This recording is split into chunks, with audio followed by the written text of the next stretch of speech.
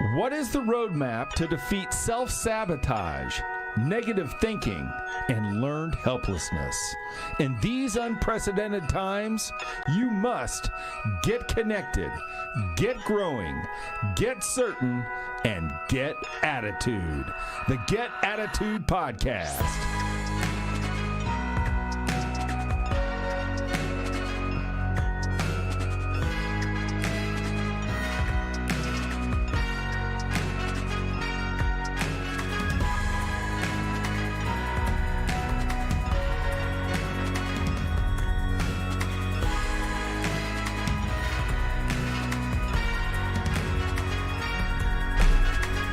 And welcome to the GAP, the Get Attitude Podcast. This is Glenn Bill, international best-selling author and keynote speaker, and your host of The Gap, here with you today in Season 2, highlighting influencers and innovators. I always forget to say the award-winning podcast, Jason. The award-winning podcast just recently won a Communicator Award for Diversity and Inclusion. So happy and thankful to the Audiovisual Arts Society who gave that to us. We got a really, really cool guest, Mr. Mark Pattison, who scales personally and professional summits. And he is the CEO and co-founder of the Pattison Group, a branding and merchandising company. And he has all kinds of very, very cool stories to tell you. He has an NFL documentary coming out literally in the next couple days. Let's go ahead and take a quick peek and listen to what is getting ready to be produced by him really in the next 2 days. Here we go. Life after football, for me, was just a very, very lonely place. I started this journey to climb the 7 summits was 10 years ago. Everest, is the highest point on Earth, and it is the pinnacle of achievement for a lot of people. We had a lot more bad weather than normal. Solid day. We've been under intense windstorm. If you make the wrong decision on Mount Everest, your body stays there forever. I found the mountains because of this tough place I was in. I didn't realize the healing that the mountains and the effect that that would have on me.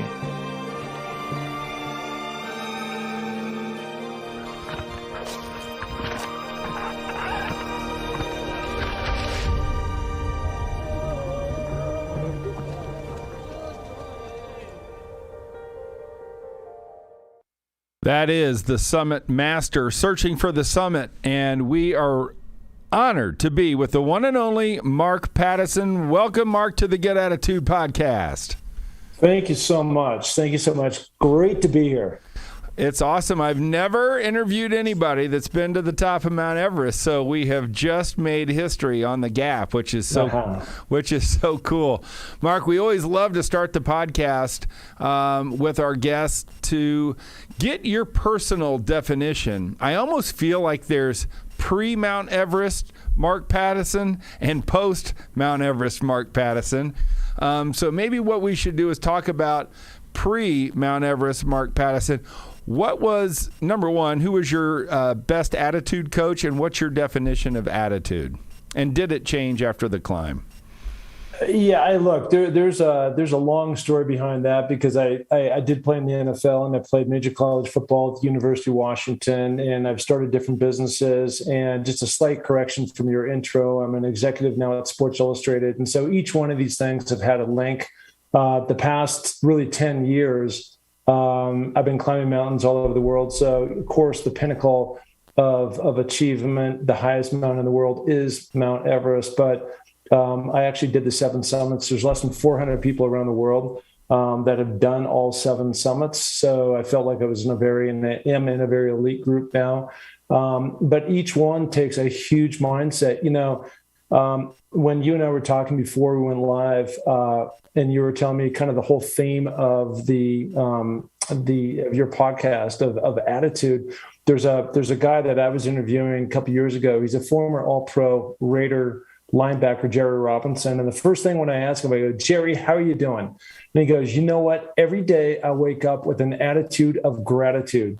And that meant so much to me because that's what it really is. So many people get caught up in their circumstance and poor me and poor that, and they get in their own way. And when we can shed that negative weight, and you can have an attitude of gratitude and really zero in on the things that you need to zero in on to accomplish great things, anything can happen. And I'm a great example of that. You asked about great mentors in my life. I had a Hall of Fame coach, Don James, and we can get more into that, but he really taught me about the pyramid of success and really the blueprint, the roadmap on how you accomplish different things in your life. Yeah, I love that. And so you are also a very distinguished and veteran podcast host. And tell us a little bit about your podcast and what your focus is on that. Well, again, this is another one of these things where success leaves clues. And there was a guy who is one of the announcers for the Pac-12 network. And he had come to me and said, "Hey, I want to do a podcast on you." And so he came over and we did this podcast. And, I was spitting out these words like I'm doing to you right now. I had this little voice inside my head, like, I think you can do this. And so fast forward the clock, he kind of gave me the keys to how to do a podcast. And so I launched this thing, and 50 episodes later, I have a wonderful podcast called Finding Your Summit. And it's about people overcoming adversity and finding their way. So getting back to that word of attitude of gratitude, of really putting that perspective in that, while things may go wrong in certain people's life and we all run into bumps, it's what you're going to do about it.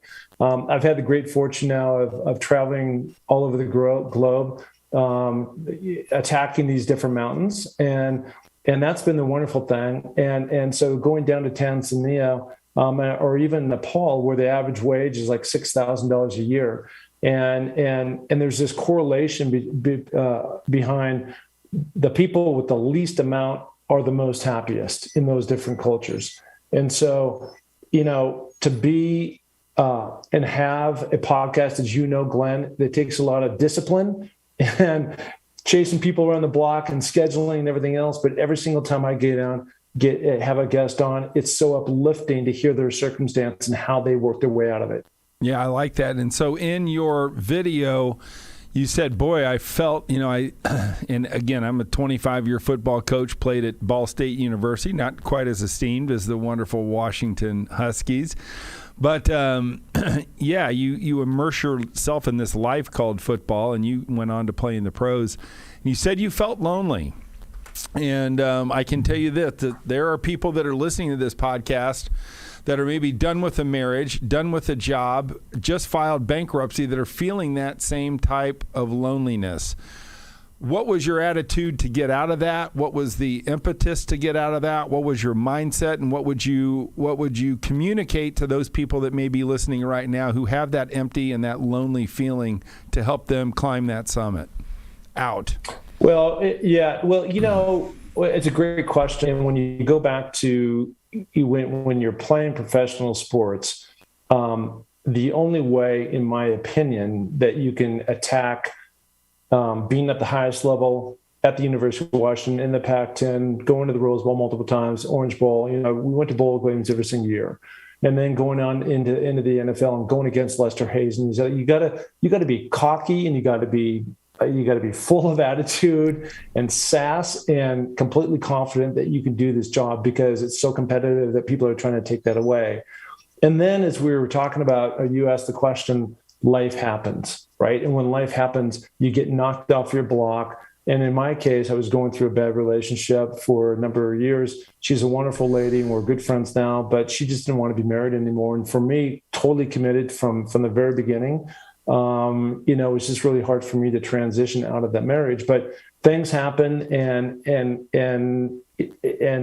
you got to deal with it. And so I was really stuck in this awful place for a couple of years. And I kept asking the question. I think a lot of people ask themselves is like, how did I get here? This is like literally impossible. I was the last guy that this would ever happen to, yet it's happening to you. Right. And it doesn't matter if it's a divorce or bankruptcy, but stuff happens in your life. And one day I walked around, I don't even know if it was a shift in the stars or the moon, or I was hit by a lightning strike or something, but I said, you know what?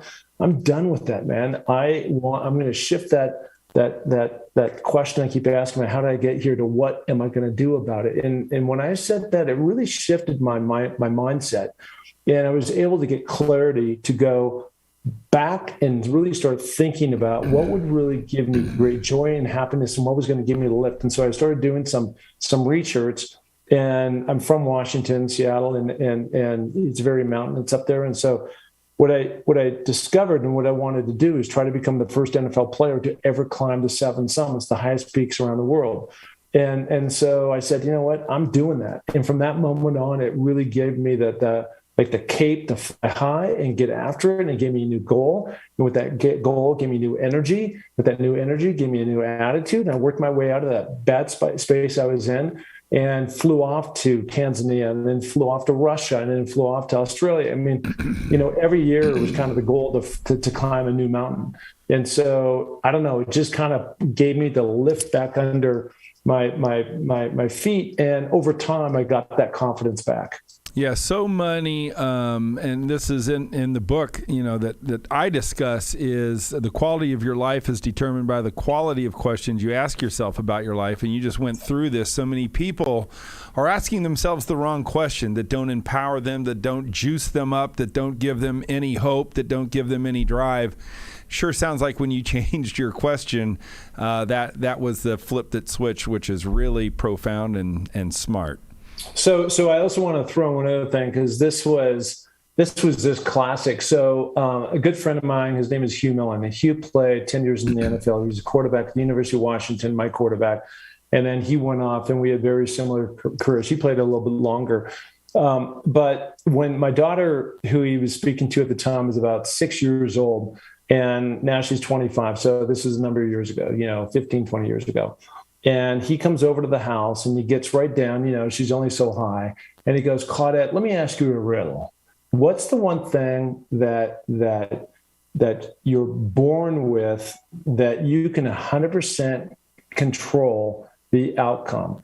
And so you can't control how tall you're going to be, and, what you look like, and what kind of athlete you're going to become, and things like that. If those things are set in stone, your intelligence, things like that. But the answer to the riddle was attitude. And, her eyes were spinning around, 6 years old, trying to figure out what he's saying. But that was it. He goes, it's the one thing that you control in all your life, because you're going to have ups and you're going to have downs and you're going to have adversity and all these other things. But that's the one thing that when everything else clears away, you can step up to the plate, and you can either attack that with a smile, or you can say, poor me. And so his advice was, have the right attitude. Yeah, I love it. That is so cool. You said something to me pretty profound that I really want to just explore very quickly, that it seems that the economic levels of the people you've met in third world countries, while you were climbing, their happiness was in correlation to how poor they were. And I've done a lot of work with the TIMI Global Health Organization. And, they focus on, these people are poor, but you know what? They smile, they're happy, and they don't have a lot of our problems. Just expand a little bit, like what was the realization? What is the attitude of some of the most peaceful or unbelievable people you've met that would cause you to say that? Especially if you got a story. Yeah, so I'm talking to you today here in Sun Valley, Idaho. That's where I live. It's a little small ski town in the middle of Idaho. Okay, but I was just in Seattle, Washington, and it's got pretty destructive up there from the standpoint of having tent cities and this and that. And so I don't know the exact answer to this, but I don't know if it's a circumstance where people were at a certain level, and then, like you said, they went bankrupt or they lost their job or something. And so now despair kicks in. So now they're on the streets and they're living that way. But certainly I can speak to the people in Tanzania, and I can speak to the people in Nepal. And that is, they don't really have anything to compare it with. We have so much here in the United States, and it's easy to drive down the street and see a big house. And in these villages in the Serengeti, the people of the Maasai tribe, they live in little huts, and their floors are all dirt.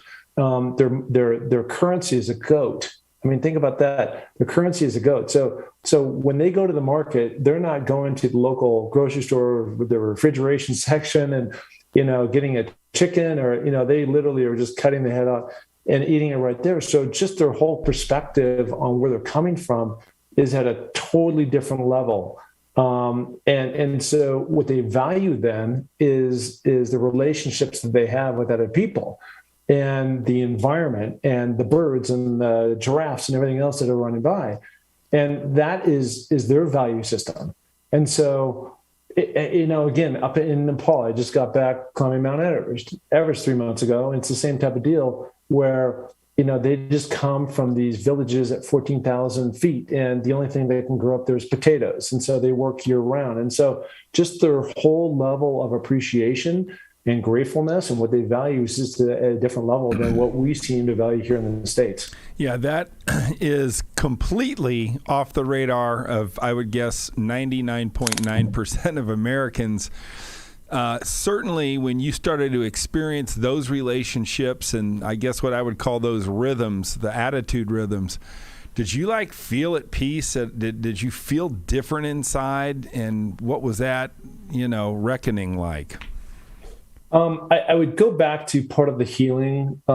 This is, I climbed 7 summits, obviously, or 7 mountains, but it took me almost 10 years to climb 7 summits because of COVID.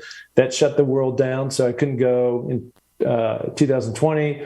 And then I was on Denali, which is a mountain up in Alaska that we were stopped by minus 80-degree weather. So, there was this gap in time. But in the earlier days, what gave me the most healing was just being in nature and having butterflies and birds chirp and fly by and flutter and seeing trees. I'm looking out the window right now and I see a bunch of aspens, and the way when they flutter, they call quaking aspens, they flutter in the wind, they go back and forth. And so I had to get unplugged. Wasn't in front of my computer. I wasn't sitting in the day-to-day muck, maybe some other people might call that meditation. But for me, that was my meditation, by being in the mountains, to be really unplugged and being in these different places, to really see how other people live. Wow. And get out of my own perspective, really out of my own way. Wow. That's just so cool. And probably if a doctor could write that on a prescription pad, he should. Getting unplugged would be, that would be very, very cool for sure. Tell me about, you mentioned Don James. I always love to know our guests' attitude coaches. And so I'd love to know what your thought is on what was Don James' I mean, look, he's a legend. I know it. A lot of you may or may not know this, Gappers, but this guy was a legend at the University of Washington. We can always learn from people like that. What was the one attitude lesson he gave you that really stuck with you? Well, again, I'm going to give you a little bit longer answer. I'll keep it short and simple, but it really was this pyramid of success that he had taken from John Wooden. John Wooden, of course, was a famous basketball coach who won 10 championships, NCAA championships in a row. It was really incredible, but he took and he essentially plugged in his own individual and team goals. And at the very top of that pinnacle, it's called competitive greatness. And competitive greatness really comes to the standpoint of you need to be at your best when your best is required. And if your best is required, that means that all those things that running the stairs, lifting weights, doing well in the classroom, all those individual, right, that ultimately put you in the place of being in the Rose Bowl, which I was able to be in a couple of times. These other things, you have to love the process.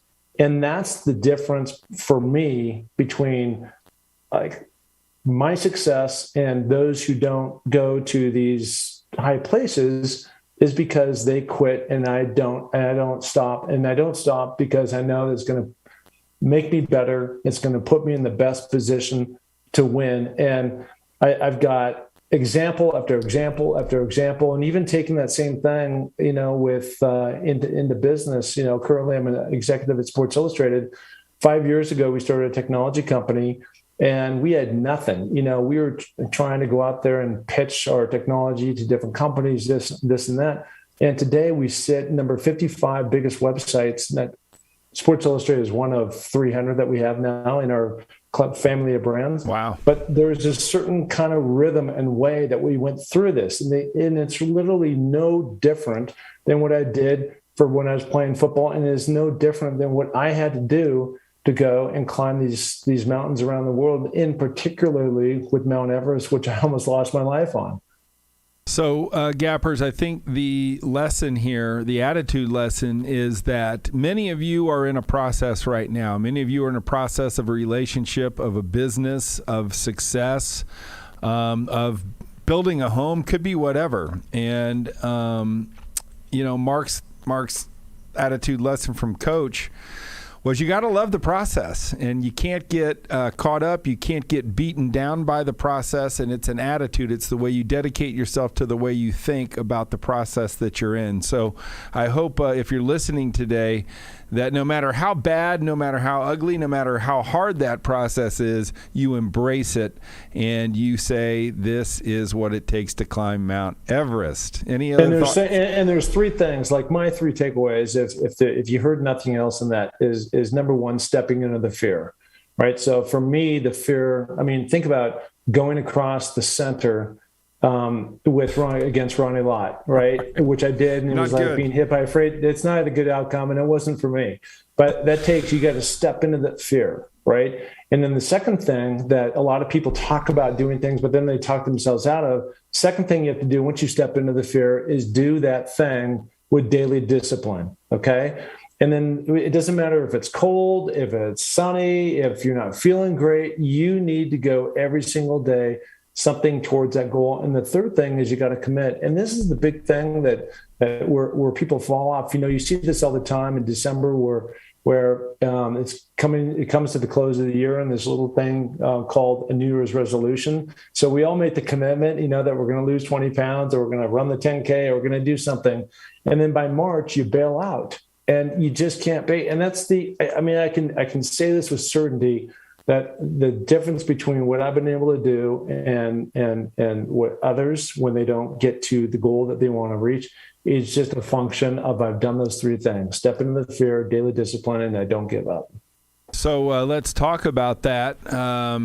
We've interviewed some unbelievable Afghan veterans that have been on the battlefield almost dead. And I know that Mount Everest has claimed the lives of many. And you just stated, I was close to death.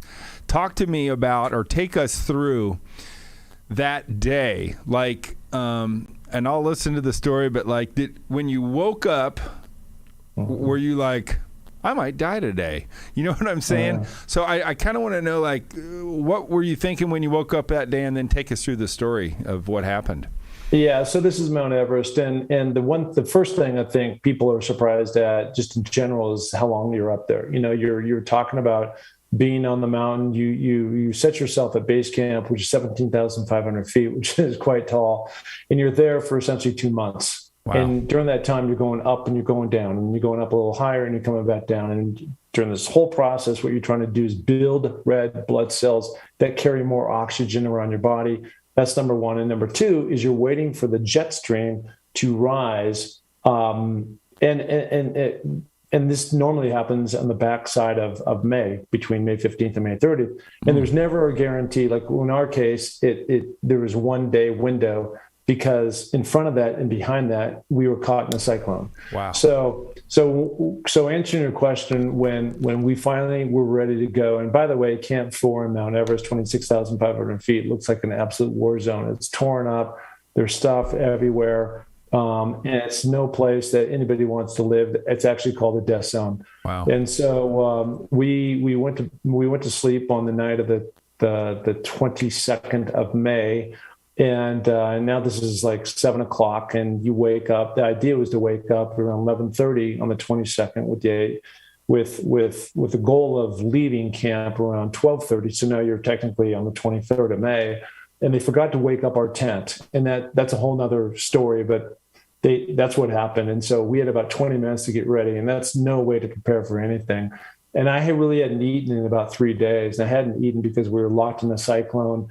And we were eating this freeze-dried food, and it just wasn't going down and sitting well with me. And so I didn't have that much energy. So all of a sudden, it's chop, chop, get out of bed. We pop out, and there's this strong windstorm with going sideways, left to right, with all kinds of ice particles. And so it went into my left eye, and within an hour, I went snowblind in my left eye. Oh my! And so that was number one. Number two is you can't even begin to imagine how steep it is all the way to the top of Mount Everest, from really the whole mountain, but from Camp 4 up to the top and coming back down. And with somebody not eating in 3 days and you have no energy, I struggled the whole time that I was there. And so I finally got to the top. And meanwhile, as I was getting to the top, I was stepping over dead bodies. And one of those dead bodies was my tent mate from Antarctica, Don Cash, that we had climbed a mountain down in Antarctica called Mount Vinson in 2019. And then he was part of that big long line that a lot of people saw in 2019. And unfortunately, he was a casualty, but it's pretty surreal when you're stepping over somebody that you actually know. But I made it to the top 9 hours later, and I was just absolutely gassed. And this is a place where a lot of people think you've got the cameras out and you're fired up and you're, like giving some kind of emotional tribute or something. But I was just like, oh my God, now I've got to go all the way back down. Yeah. And so I was up there about 45 minutes, which is probably too long, but nonetheless, I got going. And then on my way down, I ran out of oxygen. So it was just one thing after another. I was exposed out there a total of 18 hours. Wow. I thought I would be out there for like 10, 11, 12. And, for somebody that's not eating, I was surviving on these little hard candies, right, and not drinking as much water as I needed. And it just had no energy. And so it was all I could do to get off that mountain. That is so an amazing story. We are here with Mark Pattison, who's an executive at Sports Illustrated. And you can go to markpattisonnfl.com. That is his website, markpattisonnfl.com. And he has, for better purposes, I believe it's a 30 for 30, or it's a very well-produced video. Is it a 30-minute video, Mark? Yeah, so the NFL came to me in January and said, "Hey, we'd love to do a documentary on you."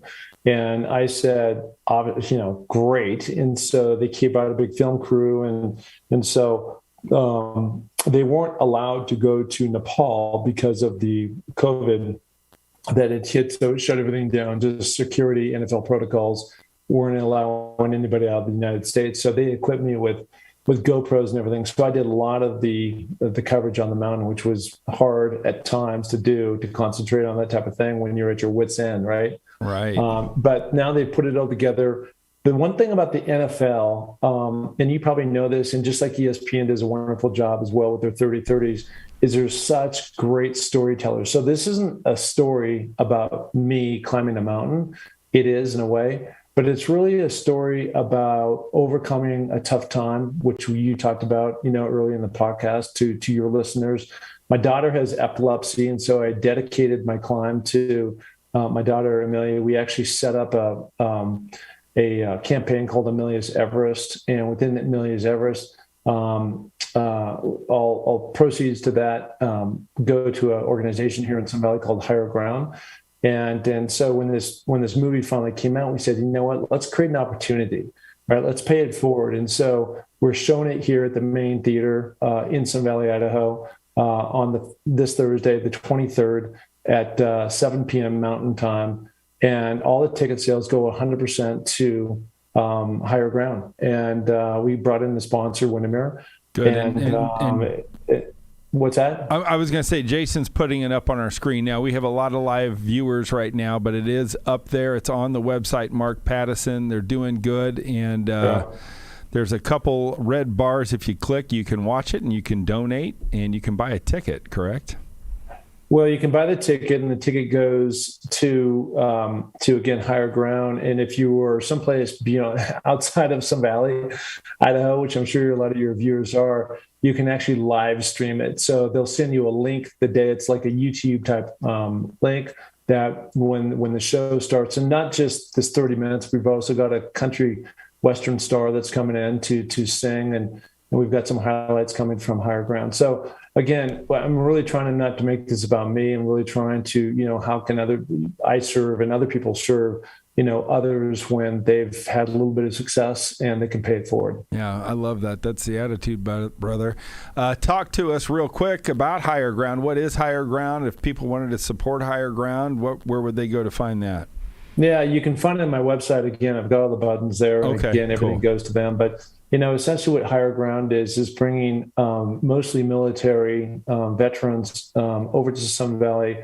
They also have offices in New York and LA, but it's really interactive and empowerment therapy. So it's great always to give to these different organizations that need it. And you send your money and that's that. And maybe there's medicines or supplies or something. But in this case, they actually bring these veterans here to Sun Valley and they take them out and they have them whitewater raft, fly fish, mountain bike, snow ski, things Awesome. like that. And so, talk about confidence being down. And when you have your arms or legs or you've got PTSD, you lose that confidence. So it's by doing these different sports that it's really trying to empower these different athletes so that they can have that can-do attitude. I love that. And so, Gappers, if you have a service member in your family and your friend and your chain or whatever, and they could use a boost, they could use a lift, they could use a new perspective. Higher Ground is something that you would want to put them in. We just got done in his podcast. I think you're going to like. Rob Jones was right before you. Ran 31 marathons in 31 days with no legs. He was above the knee double amputee. He was our last guest. He's actually the guy that's on this week. And Rob's amazing. So what you just said mirrored so much of the goodness that has come out of what he's learned, and the fact that you're at Higher Ground doing that.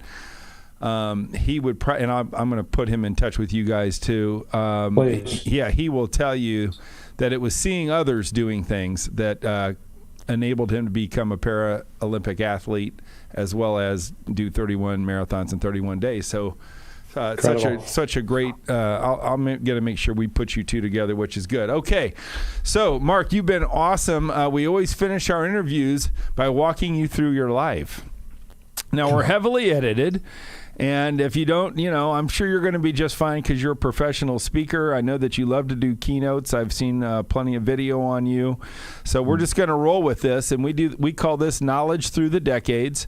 And I'm going to ask you what your attitude lesson in your life was at different ages in your life. And the first place we start is birth. Now, I know you probably don't remember being born, but maybe when little Amelia was born, you remember the attitude lesson of new life and of birth. What would you say the attitude lesson of coming out to the world is?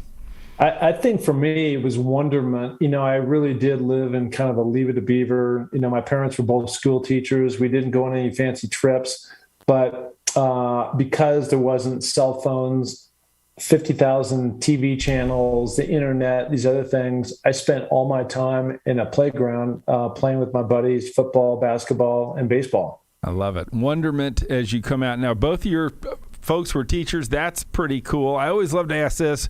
What about your grandparents? Did you have a special bond with any one of your grandparents? What was their attitude and what did they do? My grandfather in particular, on my mother's side, I was pretty tight with. He owned some hotels and some restaurants in Seattle, and was a big Washington booster. And so exposed me to the University of Washington, taking me to all the games, basketball, football, when I was a little kid. And then later became a horseman. He owned a bunch of horses in the state of Washington. And he actually named one of his thoroughbreds after me, called Flanker 19. I was a wide receiver. So, I was very grateful for that. That's so cool. And we were just talking about Bob Rondo, my brother-in-law. My sister and him just won the Seattle Mile. I'm not sure what it's called. Huge race. And they're in the horse business too. So pretty cool stuff. I just love that. What was your grandpa's name? His name was Les Brainerd, and your brother-in-law, Bob Rondo, would know him. Okay, Les Brainerd. I'm going to go ahead and bring that up to him. How cool is that? Yeah. All right, now I want you to think about when you were 10 years old, put you at around fourth grade. Love to know if you remember who your teacher was. We can give her a shout-out. And what was your attitude lesson as a 10-year-old? My teacher at that time was a guy named Willie Pugh. And Willie Pugh had a very funny way of teaching. I was at a little private school that didn't cost very much. And I think, those are kind of getting into the awkward years a little bit, because you're starting to figure out girls and as you kind of move from fourth grade, obviously, once you get into eighth, ninth grade, you're moving into high school. So that kind of whole decade, man, was really cool. It was, I had a great high school experience. I had a great junior high experience. Cool. So if you remember being 10, what was the attitude? What attitude did you possess? Was there a lesson? Were you ever bullied? Was there a point when you were 10 you said, I need to change my attitude or check something? What was the lesson there for you? Do you remember any lessons back then? I was so obsessed with the word play that was just dominated my mind all the time. I was a classic gym rat, right? Anytime I could get into the gym, I could be on the field. Obviously it rained a lot in Seattle, and I'd be out there in a t-shirt. My mom used to open the door and scream out the back window, dinner, and I'd come off the playfield. And that's really, I was never into drugs and alcohol and all those things. It's just work out, pick up a game. And it really, I think, has helped fuel that drive, although I didn't need that. So the interesting thing, and maybe this is the next thing you're coming at, but everything was going great until I hit, as a freshman. I was probably 18 years old, and I went to the University of Washington, and I never really had to work for anything. So it was really the first time I had to make a choice. Which door do I want to go through, door A or door B? I mean, literally had a profound effect on my life, because I was going nowhere. I didn't understand the pyramid of success and what it took to work, and I didn't have the body to play in the league and all these things. And so, just the choice of choosing what direction that I want to take my life. And I chose the right door, and it's had an amazing, and the best thing that ever happened to me is I had to go through about 3 years of dark times before I ever saw the light. But once the light hit, I was in a position to actually take that on. I'm going to let you blend 10 and 20. I think you answered 20 for us, which is this thing of choice. But let's go down the rabbit hole just a little bit. When you say dark times, what were the dark times that you were facing? What were the challenges out there? What was your attitude, and then how did you get out of it? Because we all go through dark times. Everybody that's listening here has been through dark times, and now is an opportunity. We look at this guy, he went to the NFL, he went to Washington, he's climbing Mount Everest, but you know what? His life wasn't perfect. He had some dark times. He had some self-doubt. Just share with us a little bit about what that was and how you got out of it. Well, as a freshman in particular, when you go from really in football, I dominated for that time in that region and that sport. I, was just better than everybody, and it just came. I was the player of the state. It came very easy to me, but yet I never really worked at it other than being the gym rat. But I didn't know the fundamentals that you need to go through. And so when you're used to being kind of the star, and all of a sudden you're nobody, and you're looking out on the field, and everybody has been the all whatever, right, wherever they came from, right? Yes. And now it becomes the difference of what are you going to do about it, and how are you going to separate yourself from the pack? And this is the one interesting lesson that I've learned over life, and that is this: is that by going through and doing the pyramid of success and doing the daily discipline and never giving up and always committing and there was no certainty on the other end. A plus B didn't equal C. Yeah. Like, just because I did all these things, and typically, if you know the recruiting model, you played football at Ball State, if they bring in 25 different people, 8 people, the math isn't exactly right, but eight of the guys are starters, they're the stars, 8 are backups, and 8 are going to fade out of the program. They transfer, they break their leg, they get in the drugs, something happens. Yeah. And so you do that. If you do the math on all this and you go over 4 or 5 years, you have a winning program. And sure. That's the way that goes. And so, again, just because I was doing all this didn't mean, but then, 4 years later, I redshirted in there. And 4 years later, we're playing Michigan at home when we find ourselves down by 2 touchdowns. And we come back in the fourth quarter, and now it's the final 16 seconds of the game, and I'm playing. And, to be at your best when your best was required, I had practiced fade routes and and in my sleep and on the playground and during practice, and my number got called, and I jumped up over this guy and hauled in the touchdown. We won the game. I ended up on Sports Illustrated. There you go. It was amazing, and so that kind of set my course. Like from the coach's standpoint, this guy can handle pressure. But it took me 3.5, 4 years just to get to that point. And so all the dark times I went through all counted as part of the chits towards what I needed to do and be in the right place at the right time. And that was at the big house you did that? Well, the next year that was in Husky Stadium, and the next year we went back and played the Michigan in the big house, and I went for 73 yards and a touchdown. I like it.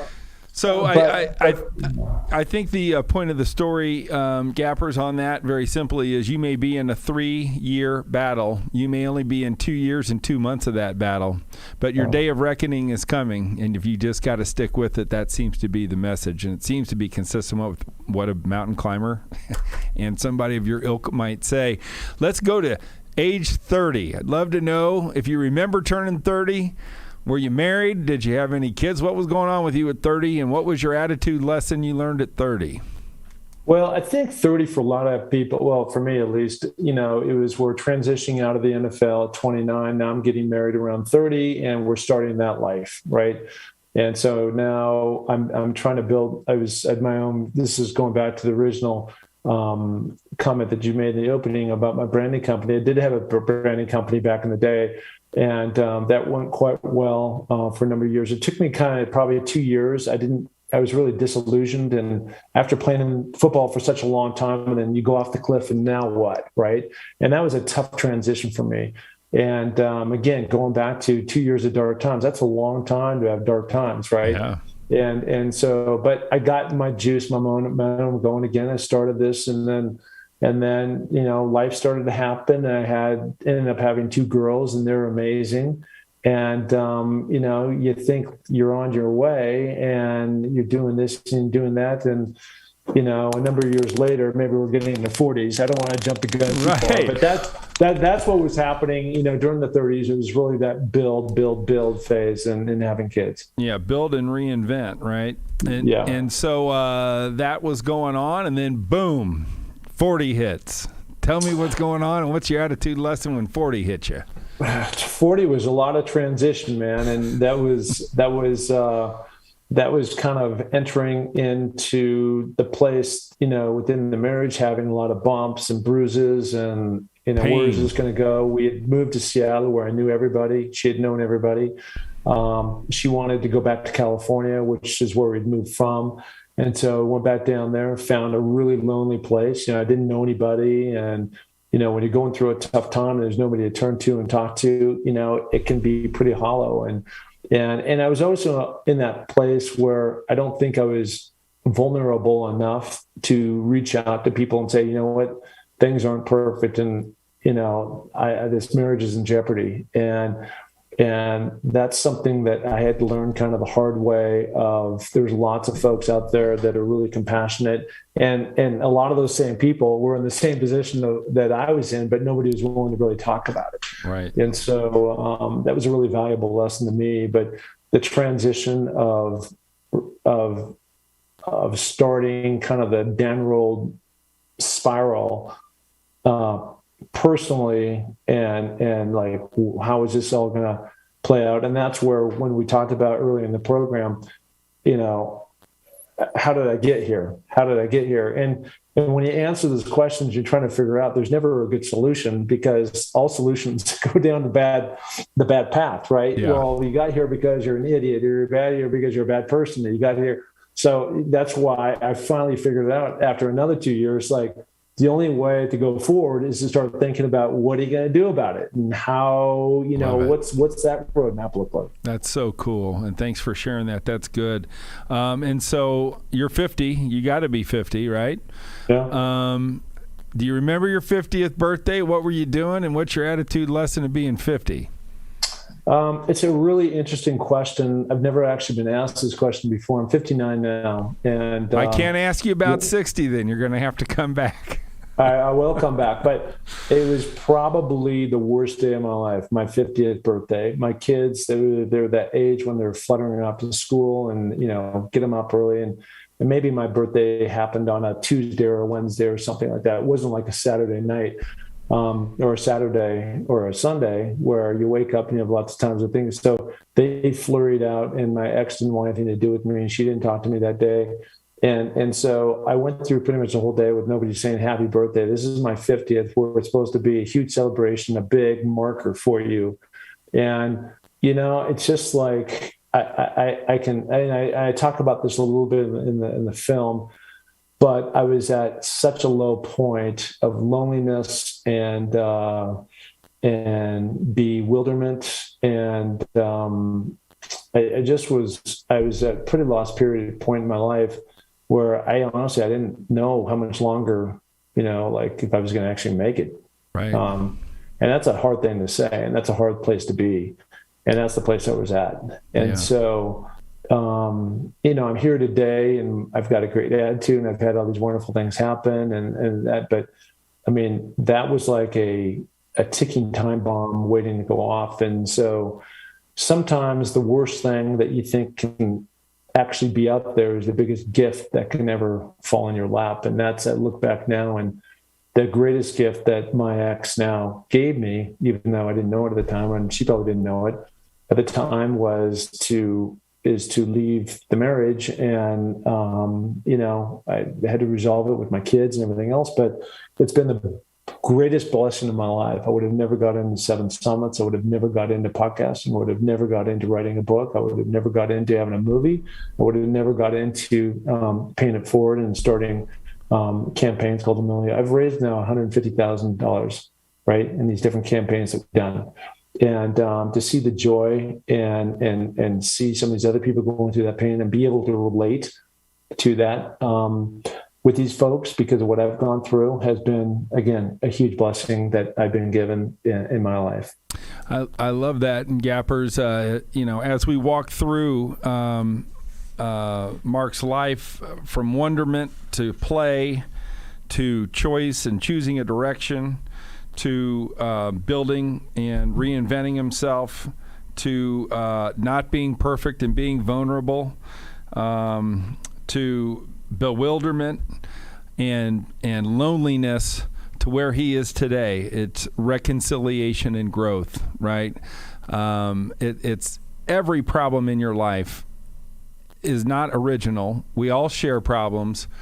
But I do know this, no matter what your problem is, if you're willing to learn and grow through it, it will help you bridge the gap from who you are to who you want to become. And Mark has been so gracious and kind to walk through his life with us and knowledge through the decades to show us what he did, how he did it, what the stories were, what the thought process were. And I hope that Mark gave you guys several different ways to bridge the gap in your life. And Mark, we always just like to end the show, even though you're 59, we're almost 60, but what's your message of hope for our gappers today? What is your message of encouragement? Maybe you have a final story in your keynote, but why don't you leave us with something to think about for the rest of the week as your podcast plays that will hopefully inspire us. And please make sure that we are looking at higher ground for Mark to support him and get on his website as well.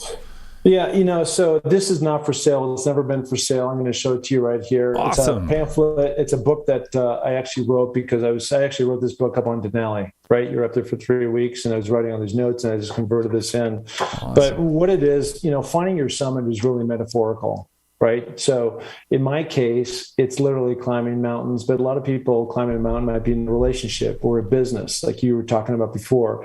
And so I wrote this thing. It's a playbook. It's a playbook on how you accomplish different things in your life. And I'm just reading this off right now, but it's your step-by-step guide to unleash your potential, achieve your goals, and live your purpose, right? And the core thing that I tell people, and I used to tell my kids every single day when I dropped them off at school, and I'd say this little quote: "It takes a little more to make a champion." Love it. It takes a little more to make a champion. And if you think about it, if you want to go the extra difference, if you want to get involved in charity, if you want to go climb a mountain, if you want to learn how to knit, play the guitar, do well in school. You got to go the extra distance, and taking shortcuts and all that kind of stuff, it never amounts to a great result. And so if you want to be successful in your life, whatever that means, go the extra distance to be a champion, and you will have those results. I love it. It takes a little more.com. You need to get that one done. That's awesome. That's freaking really good. Get to GoDaddy on that. I like that. Jason, take a look and see. We'll give that to him as a gift. Okay. All right. Well, Mark, thank you so much for sharing with us today. You have been awesome. This is Glenn Bill from the Get Attitude podcast. Remember, Gappers, go out, you stay positive, and remember, do a little bit more, and we will see you on the next episode of The Gap.